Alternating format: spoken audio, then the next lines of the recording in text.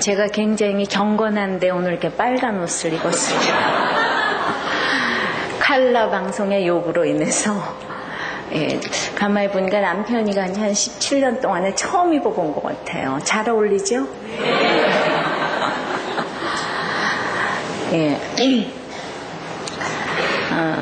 참 제가 방송을 이렇게 보면서 내가 왜 저렇게 방송에 나오나, 제가 너무 이상한 거 있죠. 어쩌다 이 지경이 됐나 생각을 하고 이렇게 막 기쁘기보다는 여러 가지 착잡한 마음이 들었었어요. 하나님께서 이제 요한복음 그 4장에 보면 아까 우리 전도 이제 찬양팀 하시던 참 전도사님께서 수가성 여인을 이렇게 얘기를 했는데, 사마리아 그 여인이 한낮에 물을 길러 와서 내 남편을 데려오라 그랬을 때 남편이 없다고 그랬잖아요. 근데 맨 처음에는 예수님에게 이제 유대인이라고 했다가 선지자라고 했다가 나중에는 이제 메시아라고 해가는 그 과정들을 우리가 이렇게 보면서, 남편이 5이 있으나 내 남편이 아니라고, 네가 지금 여기 물 길러 왔니? 영원히 네가 길어가는 물은 목마르려니와 내가 주는 물은 영원히 목마르지 않다, 이렇게 말씀을 했는데, 제가 이제 그때 그 요한복음을 보면서 맨 처음에는 어머나, 이 여자는 어떻게 남편이 5이나 있을까? 근데 제가 맨 처음에 기도원에서 이렇게 말씀을 볼 적에 제가 저한테 말씀을 좀 주세요, 하나님, 말씀을 좀 주세요. 근데 그때 요한복음 4장을 줬어요. 우리 남편하고 결혼해서 살 때요. 근데 저보고 내가 좀 이혼을 좀 했으면 좋겠는데, 딱 봤는데 너 남편이 5이나 있는데 네 남편이 하나도 없다 이러시잖아요. 기분이 좋겠어요, 나쁘겠어요? 그래도 말씀을 보면 말이야, 좀 좋은 말씀을 좀 주셔야지.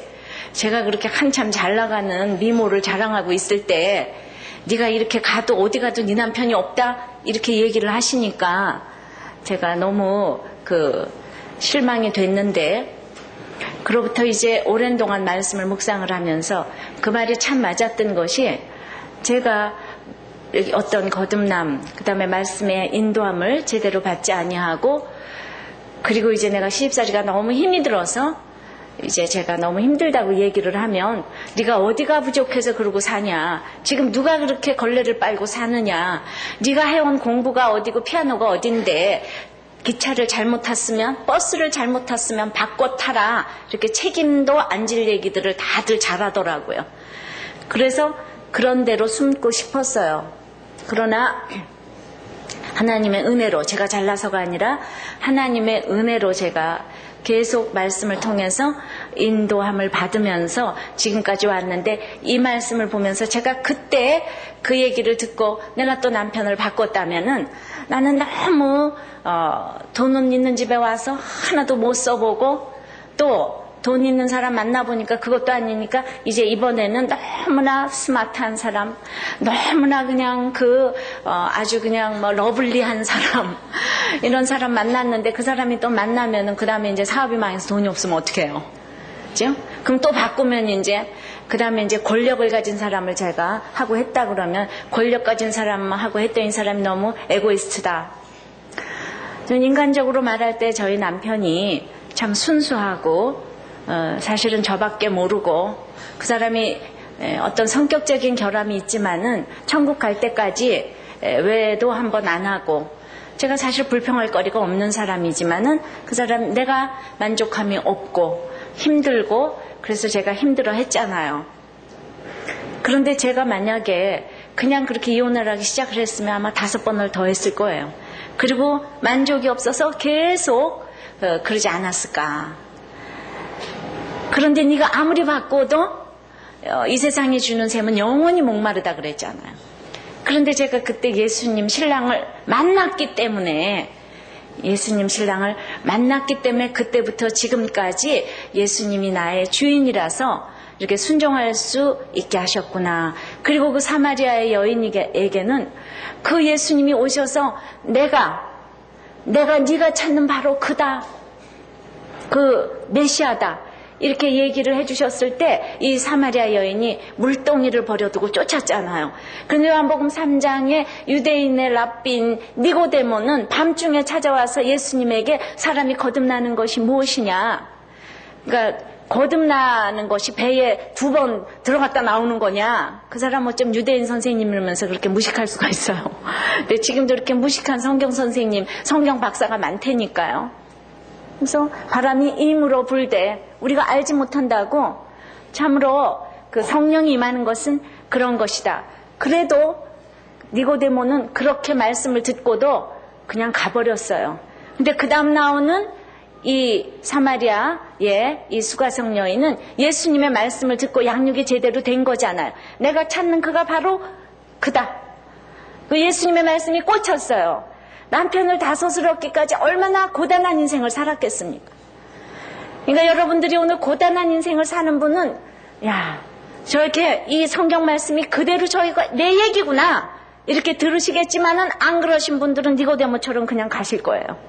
와서 듣기는 들었지만은 그 밤에 그냥 가는데, 그래서 저도 그것이 임했기 때문에 제가 생각하지 못하는 고단한 인생을 살고 주님이 말씀을 이렇게 주실 때마다 저 얘기가 내 얘기구나 이렇게 깨닫게 되니까 저도 물동이 저희 직업을 내려놓고 주님을 찾게 됐는데, 주님께서는 이 사마리아 여인에게 사마리아를 모두 전도하는 엄청난 영광을 허락하셨어요. 그리고 그곳에는 정말 니고데모는 잠도 안 자고 갔지만 사마리아에는 예수님이 오셔서 그냥 이틀이나 유숙을 하신 거 있죠. 할렐루야. 그러면서 아주 신령과 진정으로 예배할 때가 오는데, 그 진정한 예배에 대한 거를 사마리아 여인한테 주었어요. 그 말씀을.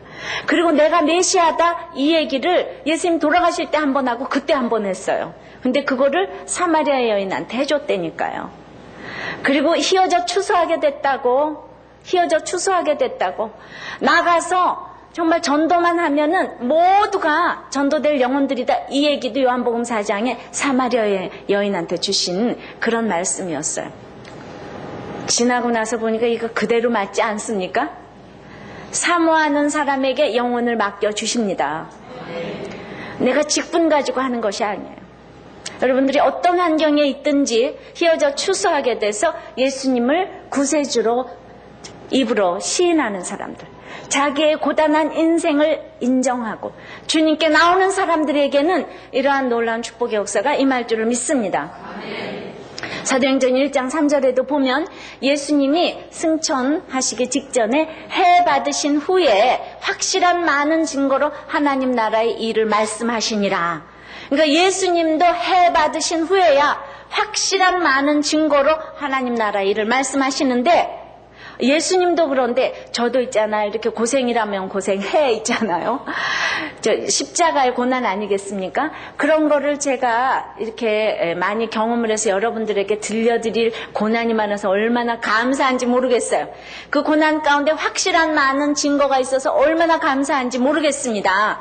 그렇기 때문에 이제 너희는 정말 그 요한의 그 세례를, 요한은 물론 세례를 베풀었지만 나는 성령으로 세례를 베풀리라, 제자들에게 이렇게 말씀을 하시니까 제자들이 아직도 못 깨닫고, 그러면은 이스라엘 나라를 회복함이 이때니까, 저 사도행전 1장 6절인가 그렇게 무슨 얘기를 해도, 지금도 오늘 제가 얼마나 고단한 인생 가운데 하나님의 말씀이 들리는지 몰라요 이러면은, 그러니까 내가 오늘 여기 쿠티 오고 이 밤중에 늦은 밤에 여기로 왔으니까 우리 애가 이제 수능에 붙어야 될 거 아니오 이러면서 그거 붙는다고요.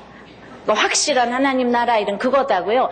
붙어놨는데 지금 회복된다고요. 이거밖에 관심이 없어요. 그때 사도행전 1장의 제자들이. 그러니까 예수님께서 때와 기한은, 사도행전 1장 때와 기한은 아버지께서 자기의 고난에 두셨으니 너희의 알 바 아니요, 너희는 오직 성령을 받고 참으로 권능을 받고 예루살렘과 유대와 사마리아와 땅끝까지 이르러 내 증인이 되리라, 이런 약속 플러스 명령을 주셨어요. 우리는 어떤 환경에서도 그러니까 증인만 되면 되는 거예요. 증인. 근데 내가 증인이 못 된다고 그러는 사람 있어요? 법정에서 증인하고 변호사하고 누가 대단한 권위를 가지겠습니까? 증인은 변호사는 공부 많이 해야 되잖아요. 그죠? 변호사 많이 해야 돼. 말도 잘해야 되고 언변도 좋아야지 되고. 그러나 증인은 그 자리에 있었다는 것 때문에 절대적인 효력을 법정에서 가지는 거예요. 그 증인이 눈이 멀어도 돼요. 귀가 먹어도 돼요.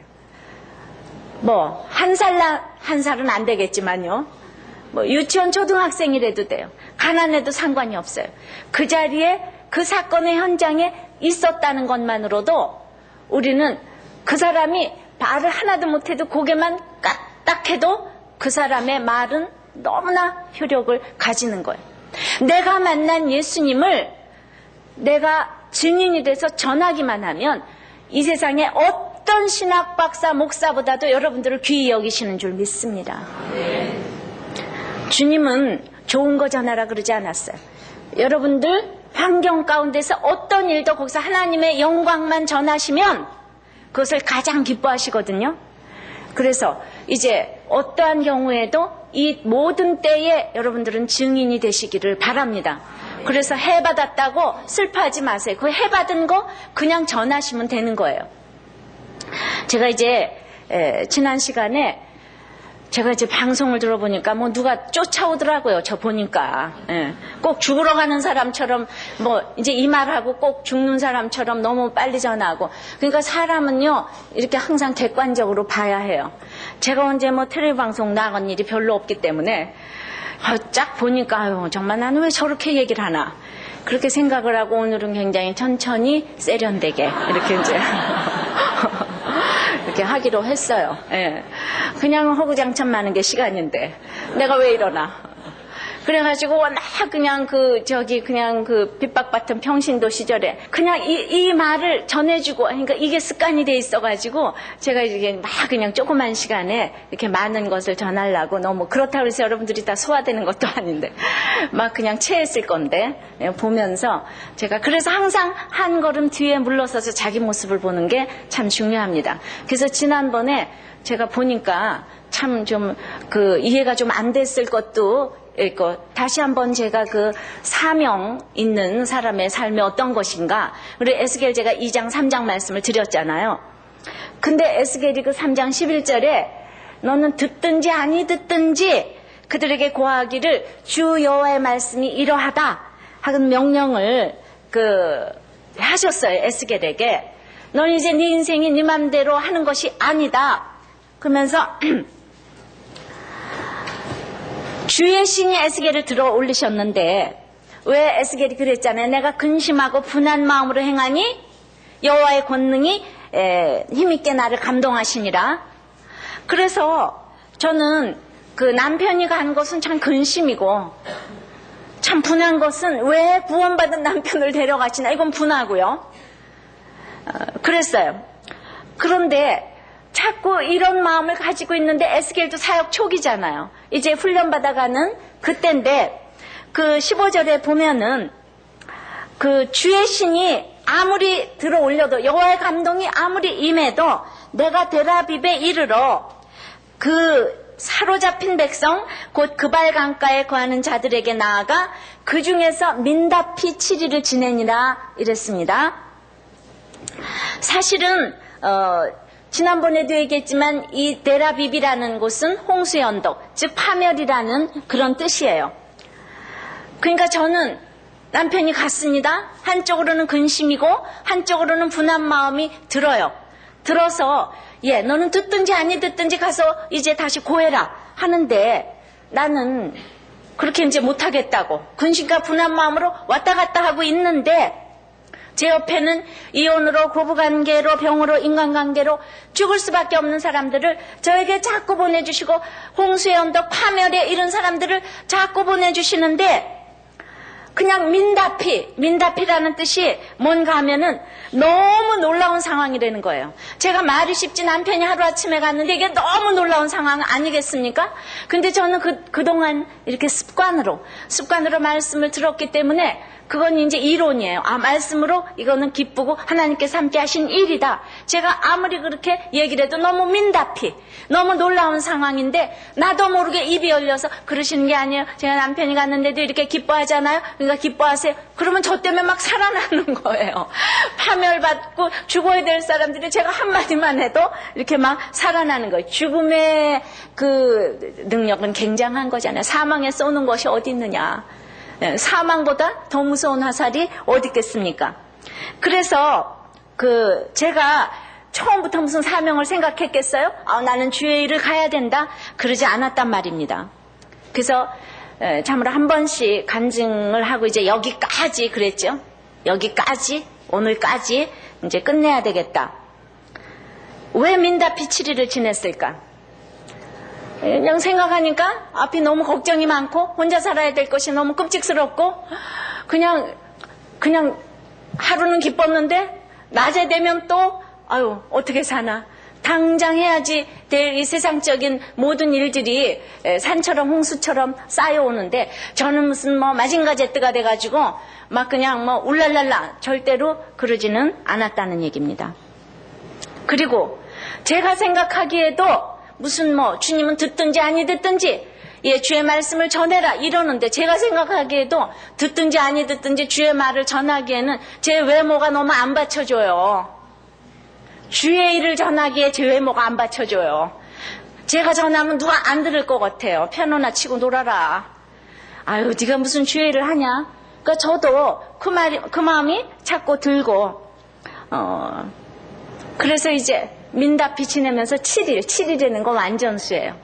그래서 할까 말까 이러는데 16절에 보니까 7일 후에 또 여호와의 말씀이 내게 임하여 가라사대 인자야 내가 너를 이스라엘 족속의 파수꾼으로 세웠으니 너는 내 입의 말을 듣고 나를 대신하여 그들을 깨우치라. 주여 저를 파수꾼으로 세웠대요. 제가 한번 좀 읽어볼게요.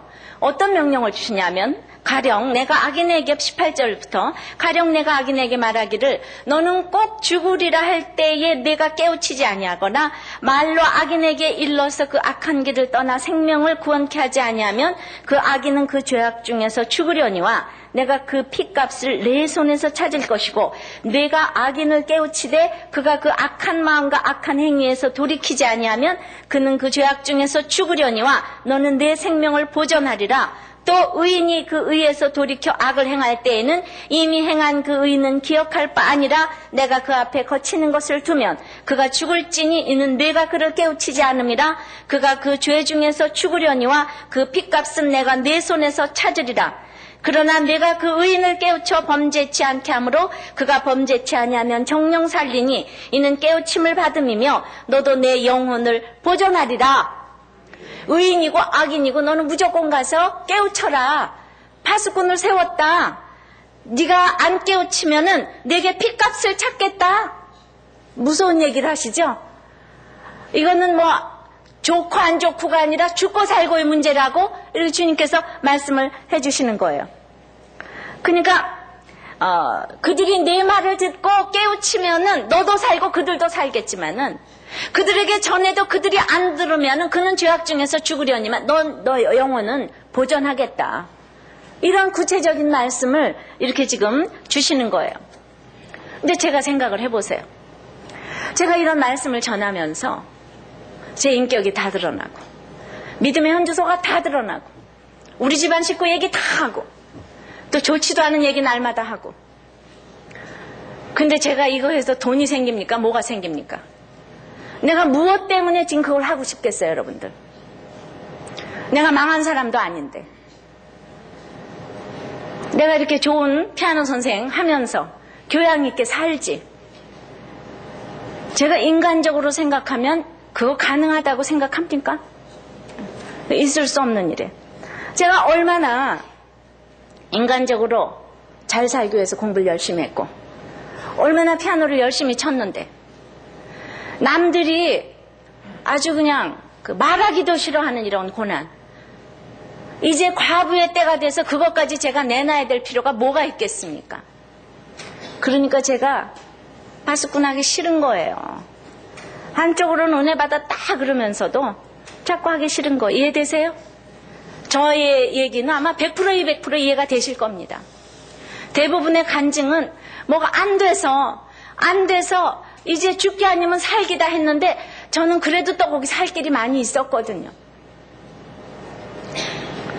저는 또 그때 나이가 많지 않았어요. 지금처럼 이렇게 50이 넘은 나이가 아니에요. 30대. 제가 도무지가 그거가 저한테 하시는 명령이 너무 이상한 거예요. 얘 듣든지 아니 듣든지 깨우쳐라 그래서 민다피 7일 민다피 놀라서 7일을 지내고 있는데 또 너 안 깨우치면 핏값을 찾겠다. 주님이 도대체 정신이 계신 것인가 안 계신 것인가? 왜 나를 이렇게 힘들게 하시는가? 그러니까 22절에 정말 제가 제정신 가지고 이 일을 못하게 생겼으니까 여호와께서 권능으로 거기서 내게 임하시고 또 내게 이르시되 일어나 들러 나아가라. 내가 거기서 너와 말하리라. 주님은 나를 아주 당근 주고 약 주시고 당근과 채찍을 골고루 주시면서 나를 위로하시면서 들러 나가. 내가 너와 거기서 말하리라. 그래서 주님과 깊은 말씀 묵상을 통해서 주님의 위로가 저한테 느껴지고 또한 23절에 그렇게 들러 나가니까 여호와의 영광이 거기 머무른 거예요. 그러니까 시집살이 했을 때 그발강가에서 5년 만에 만났던 그 영광, 5년 만에 기도원 가서 만난 주님의 영광. 나는 주를 위하여 살리라 그랬잖아요. 그때 주를 위하여 살리라. 그래서 정신없이 아이들 유치원 엄마도 가가지고 조용조용 전하고 병원 식구도 오면 조용조용 전하고 이랬다가 갑자기 제가 이렇게 도로 돌아가는 게 뭐예요? 민다피 7일을 지내는 이유가 어디 있겠습니까? 그래서 정말 주님이 이 제 마음을 그대로 알고 권능으로 오셔서 저를 자꾸 위로하시고 말로 하시고 들러 나가서 저 산을 봐라 뭘 봐라 너 정신 차려라. 그래서 우리 하나님을 만나기 위해서 이렇게 중요한 것을 찾기도 하고 만나기도 해야 될 것이에요. 힘든 일을 시켜야 하잖아요. 에스겔에게 앞으로 힘든 일을 시키셔야 하잖아요. 저에게도 하나님이 힘든 일을 시키셔야 되잖아요. 그러니까 하나님께서 보시기에도 약간 안 됐잖아요, 제가. 아휴, 그 어려서부터 아르바이트 하더니 시집에 가서도 돈도 못 쓰고 살더니 이제는 또 내가 주애를 시켜야 되니까 안 됐다. 제가 생각하기에 약간 안 된 것 같아요. 하나님 보시기에 제가 약간 불쌍하게 보이지 않았을까 이 생각을 좀 하거든요. 또 말하면서 제가 또 눈물을 한번 흘리는 거죠. 그래서 위로를 쫙 했는데 24절에 보니까 위로받은 에스겔 보고 글쎄 금세 들러 나오라 그래도 이제 집으로 들어가라 이러잖아요. 그럼 집으로 들어와서 문을 닫으라고 그래요. 문을 닫으라고. 그리고 또 25절에 무리가 너를 줄로 동여 매리니 내가 그들 가운데서 나오지 못할 것이라. 옛날에 좀 공부 열심히 했어야 돼. 엄마가 안 돌봐주니까. 저희 집 고등학교 때 망해서 제가 아르바이트 하지 않으면 안 됐어요. 그래서 그것이 저를 동요맸어요. 그리고 언제나 인정받는 게 우상이라서 늘 무리에게 제 자신이 줄로 동요매물 매고 살았는데 세상에 결혼하고 나서 그렇게 동요매물 당할 수가 있어요? 꼼짝도 못하게 이리저리 하나도 돌리지 못하고 13년 동안. 그런데 남편이 가고 혼자 됐는데 지금까지 어떤 동요맴보다도 더한 동요맴을 여러분들이 저를 동요매고 있는 거 있죠. 그 한 사람의 동요맴을 너무 훈련을 받아서 언제 해방된 민족이 될까 했는데 여러분들의 동요맴은 이 세상에 가장 무서운 거 있죠. 정말 이거는 성령이 임하지 않으면은 목사대라는 게 가장 욕이라 그러는데 성령이 임하지 않으면 살아온 것도 알맞게 화려한 것도 거치게 하시고 또 갑자기 이런 인생을 살라고 하시는가. 그런데 그렇게 무리가 줄로 너를 동여매도 너는 그들 가운데서 나오지 못한다. 결국 제가 나오지 못했어요. 그러니까 줄로 동여맨 상태를 감사하면서, 죽을 때까지 예수 믿는 사람들은 줄로 동여맨 상태에서 감사하고 사셔야 될 줄 믿습니다. 26절에 내가 너로 내 입천장에 붙게 하여 너로 벙어리 되어 그들의 책망자가 되지 못하게 하리니 그들은 패역한 족속이라고 하셔요. 그러니까 제가 이제 그 맨 처음에 이제 주님 만나고 막 집안 식구들에게 가서 전했을 때 잘 안 듣는다고 그랬잖아요. 근데 저는 주회를 하겠다고 했어요. 근데 문자적으로 10년간 고립돼 가지고 제가 줄로 매어 그 고통을 당하게 했는데, 저는 제가 그랬어요.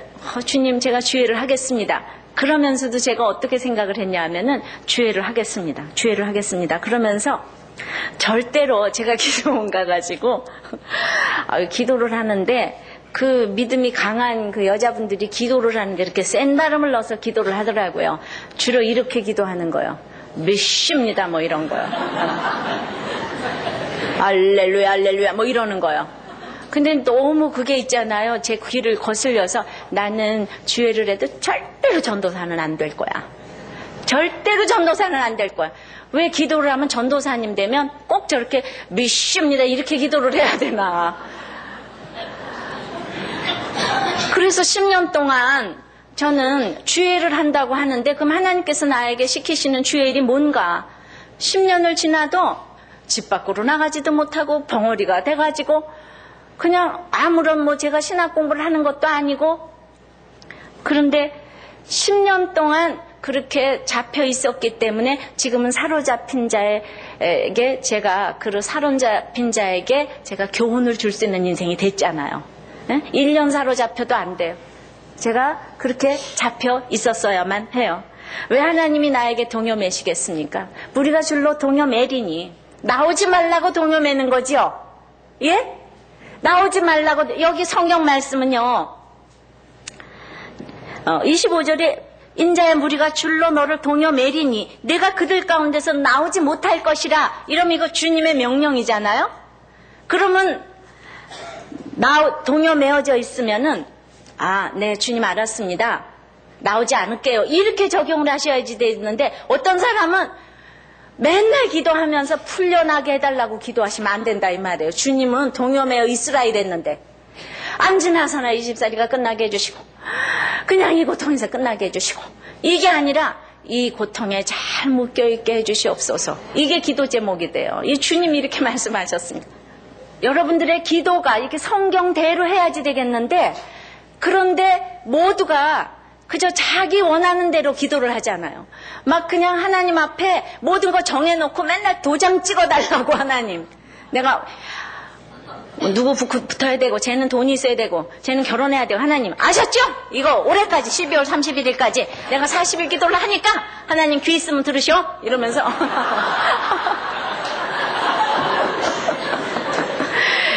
그래서 성경 말씀대로 기도하는 게 너무너무 중요해요. 오늘 여러분들이 동여매어져 있는 곳이 어디 있겠어요? 잘 묶여서 자유롭지 못하기 때문에 할 것이 기도하고 묵상밖에 없는 거예요. 내가 돈이 없으니까 여러분들이 이 늦은 저녁 시간에 돈 많고 이러면 여기 왔겠어요? 여기 온 게 너무 축복 아닙니까? 네. 그렇다고 돈이 다 없다는 얘기는 아니에요. 자존심 상하지 마세요. 내가 보니까 돈 있는 사람도 있네, 좀 보니까. 돈 있는 사람은 너무 축복받을지어다. 돈도 많은데 왜 이 시간에 여기 와서 앉아있는지. 하나님은 10배로 축복할지어다.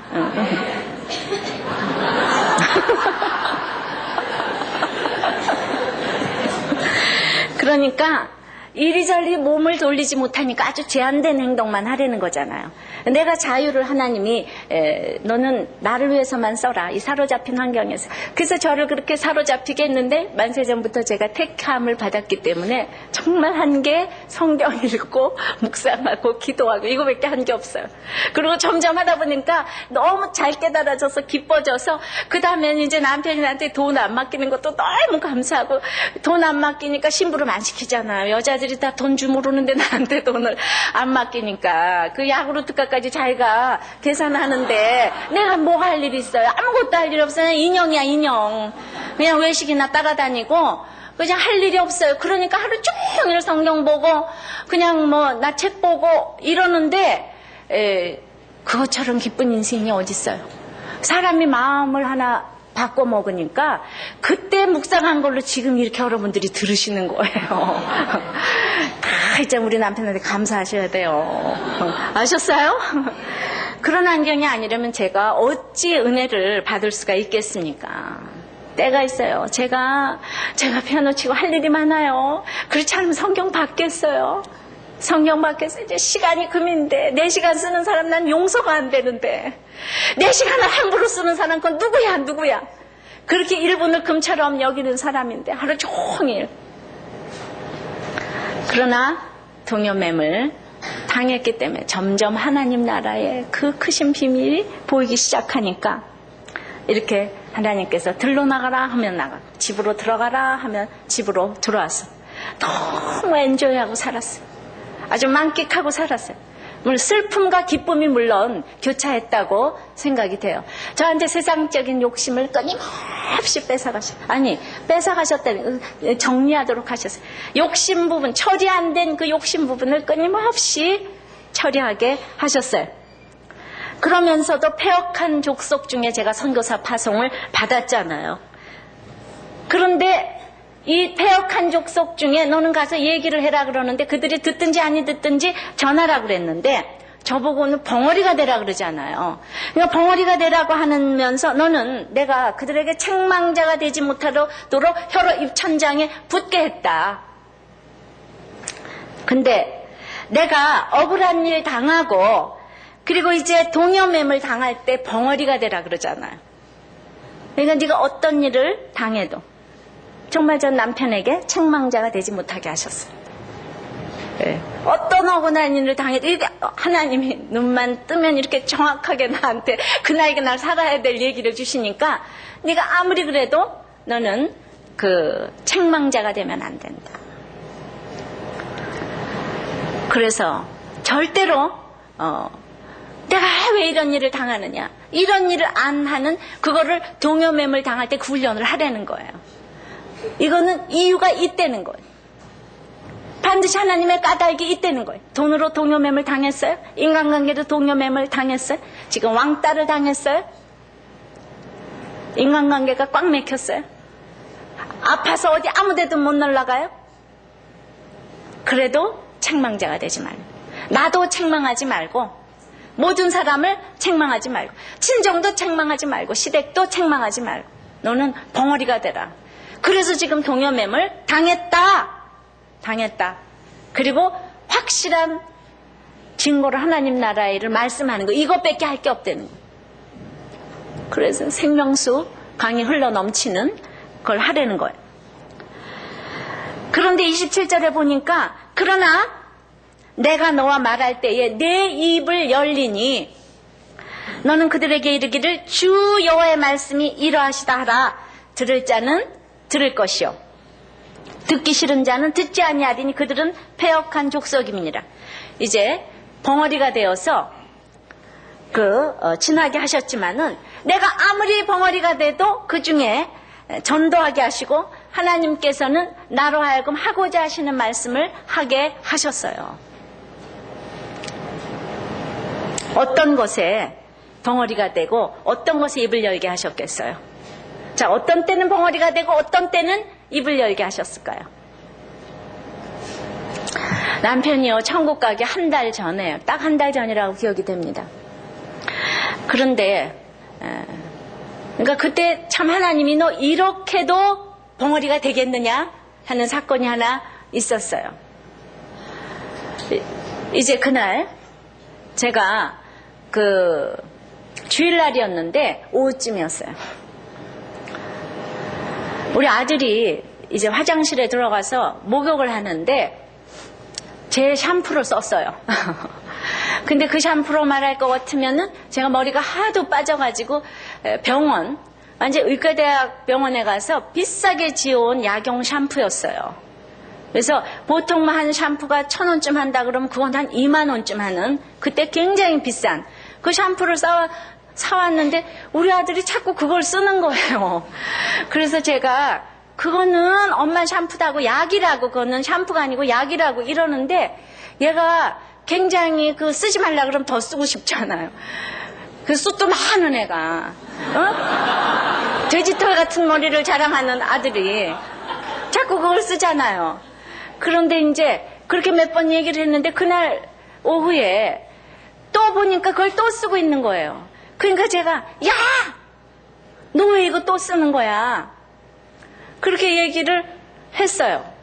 그런데 저희 남편이 거실에서 술을 한 잔쯤 이렇게 마시고는 오후에 있다가 뭔데 시끄럽냐고 들어왔어요. 그래서 얘가 글쎄 비싼 샴푸를 이렇게 지금 자꾸 쓴다고. 그랬더니 남편이 하는 얘기가 말이야. 애미가 돼가지고 저만 좋은 샴푸를 쓰고 아들은 말이야. 아들이 쓴다 그러면은 아무 말도 말아야지. 그러고도 엄마냐고. 이거 앞뒤가 도대체 말이 안 통하잖아. 그러니까 제가 그게 아니고 그러니까 우리는 그러니까 그럴 적에 말이 안 통하는 거 있죠. 여러분들 이런 일을 많이 경험을 하셨으리라고 생각합니다. 앞뒤 다 잘라먹고 그러면서 그래 그냥 그 잘난 샴푸 맘대로 써라 이러면서 글쎄 그거를 있잖아요. 제 옷에다 다 부어버렸어요. 다 부어버렸어요. 자, 이쯤 되면 이제 어떻게 해야 돼요? 이때 또 이혼해야 되잖아요. 그죠? 그런데 정말 제가 그 순간에 우리가 다 돌아버리는 거예요. 그런 순간에 우리가 다 정신을 못 차린 거예요. 근데 하도 훈련을 하니까 그럴 때 있잖아요. 즉시 제가 그때 정신을 차리는 거예요. 그럴 때 그냥 1분도 못 가 정신을 딱 차리고 원래 제 태도 벙어리로 딱 돌아오는 거죠. 알았어? 이때 벙어리인 거예요. 다 같이 시작 벙어리. 네. 이걸 딱 생각하시기 바라요. 내가 이렇게 얘기를 해드리는 거는 야 그런 기가 막힌 상황에 제정신 차릴 호랑이에게 잡혀가도 정신을 차리자가 이럴 때 나오는 얘기. 우리가 사소한 것에서 늘 무너진다 그랬잖아요. 그래서 그냥 얼른 벙어리가 돼가지고 제가 아무 말도 이제 안 하고 정말 그 변명도 우리 싫어하니까 즉시 저 혼자서 이제 사귀고 또 사귀고 제가 그런 사건에서 눈물을 흘리면은 또 회개할 것이 있게 하셨어요. 근데 그날은 이제 자기도 잘못을 했으니까 제가 피할 곳이 없어서 이제 옷을 갈아입고 주일 저녁에 예배를 갔어요. 예배를 가도 그날은 나도 이제 못 붙잡겠지 이런 생각에 그냥 그래도 아무 말도 안 하고 교회에 다녀오겠다고 이렇게 이럴 때일수록 교양 있는 표정을 지면서 교회에 다녀오겠다고 천천히 아주 그럴 때일수록 정신을 차려야 돼요. 교회를 딱 갔는데 글쎄 그날 설교 말씀 보면 고린도후서 4장이었는데 그날 설교 말씀에 제가 은혜 받았다기보다는 제가 쭉 묵상을 하면서 읽어가는 도중에 5절에 제 눈이 크게 뜨였어요.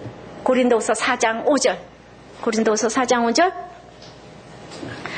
우리가 우리를 전파하는 것이 아니라 오직 그리스도 예수의 주 되신 것과 또 예수를 위하여 우리가 너희의 종된 것을 전파함이라. 다 같이 한번 읽어보실까요? 시작. 우리가 우리를 전파하는 것이 아니라 오직 그리스도 예수의 주 되신 것과 또 예수를 위하여 우리가 너희의 종된 것을 전파함이라.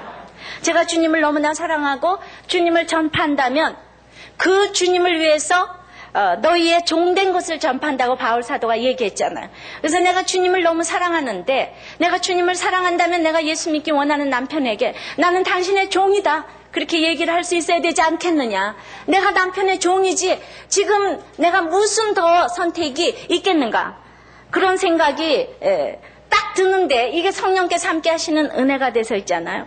그 생각을 딱 하는 순간 분한 생각이 하나도 없어지고 남편이 불쌍히 여겨지고 얼마나 그냥 은혜가 저한테 임하는지 집에 오면서 지금도 생각나는 내 주를 가까이 하려 하면 십자가진 같은 고생이나 내 일생 소원은 주 찬송하면서 가까이 나가기 원하는데 이 눈물을 흘리면서 제가 진짜 눈물을 흘리면서 감격적인 그날 그 혼자서 정말 예배를 드리고 집에 오면서 그 하늘을 쳐다봤던 생각이 납니다. 저는 정말 남들이 속이 상해서 죽을 일을 이렇게 1시간 만에 감격으로 바꿀 수 있는 것이 얼마나 기적이겠습니까? 기적이 아니고 뭐겠습니까? 그래서 집으로 돌아와서 있잖아요. 남편에게 듣든지 아니 듣든지 제가 이렇게 얘기를 했어요. 나하고 살아줘서 너무 고맙다고. 난 당신의 종이라고. 근데 제가 그 얘기를 하는데 이 사람이 무슨 얘기 하는지 못 알아들어요. 그러나 저는 듣는 대로 적용한 대로 그냥 가서 얘기를 했어요. 그 사람이 듣든지 아니 듣든지 있잖아요. 듣든지 아니 듣든지 제가 그렇게 얘기를 하니까 얼마나 제 마음이 기쁜지 몰라. 이게 바로 적용이에요. 그 나중에 언젠간 하나님께서 그것을 다 갚아주실 것을 믿습니다. 그런데 이제 제가 그렇게 그 사람이 약간 미안해하고 있었는데 제가 그렇게 하니까 사실 그런 헷갈림이 많이 있었죠. 남편이 헷갈렸어요. 결국 구원이 이것 때문에 이루어진 것인데 이제 저는 하나님이 입을 열라고 할 때는 이런 때라 말입니다. 이것이 바로 벙어리 중에서도 입을 열 때는 이런 때가 입을 열 때라 이 말입니다. 이해가 되십니까?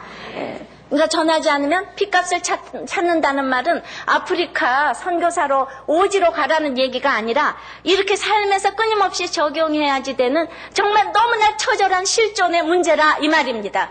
이렇게 해서 날마다 참으로 여러분들께서 정말 줄로 매임을 당한 상태에서 이렇게 벙어리가 되고 언제는 집으로 들어가고 언제는 밖으로 나가야지 되는지 그렇게 적용을 하시면서 참으로 여러분들의 그 사명자의 삶을 하루하루 사실 수 있도록 주님 은혜를 내려달라고 우리가 다 같이 잠깐 기도를 합니다.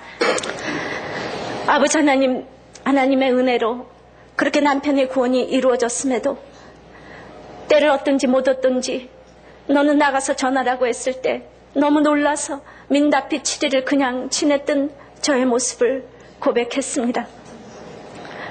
그러나 제가 아버지 하나님 일을 해야 됐음에도 불구하고 끊임없이 아버지 하나님 그 놀라운 상황에서 주님은 이제 전하지 않으면 핏값을 찾겠다고 하시니 주님 이럴 수도 저럴 수도 없지만 주님은 나를 들로 데리고 나가시고 위로해 주시고 격려해 주시고 중요한 말씀을 듣게 하시고 그래서 이제 집으로 다시 들어가서 문을 닫으라고 하시는데 우리 가운데 줄로 매어진 동요매물 당한 상태에서 아버지 하나님 잘 묶여서 주님께 기도하고 묵상함으로 말미암아 아버지 하나님 이제 책망자가 되지 아니하고 변명하지 아니하고 그래서 아버지 하나님 벙어리 될 때와 말할 때를 알게 하시고 아버지 하나님 정말 나는 당신의 종이라고 주님이 나의 주인이기 때문에 나는 당신의 종이라고 그렇게 고백할 수 있는 은혜로 말미암아 아버지 하나님 온몸으로 말하지 않아도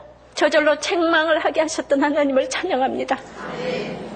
주님 내가 특별히 사명을 받아서 가는 것이 아니라 이렇게 주님께서 하루하루 인도해 가심을 감사하며 우리가 어떤 상황에서도 아버지 하나님 확실한 많은 증거를 하나님 나라의 일을 말할 수 있는 우리 모두가 될 수 있도록 축복하여 주시옵소서. 예수님의 이름으로 기도하옵나이다. 아멘.